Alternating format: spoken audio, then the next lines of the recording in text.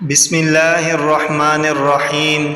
ایک خوبصورت وصیت سیدنا ابو ذر رضی اللہ عنہ سے مروی ہے۔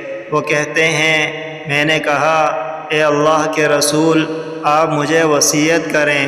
آپ صلی اللہ علیہ وآلہ وسلم نے فرمایا، جب برائی ہو جائے تو اس کے بعد نیکی کر تاکہ وہ برائی کے اثر کو مٹا دے۔ میں نے کہا، اے اللہ کے رسول، کیا لا الہ الا اللہ بھی نیکی ہے؟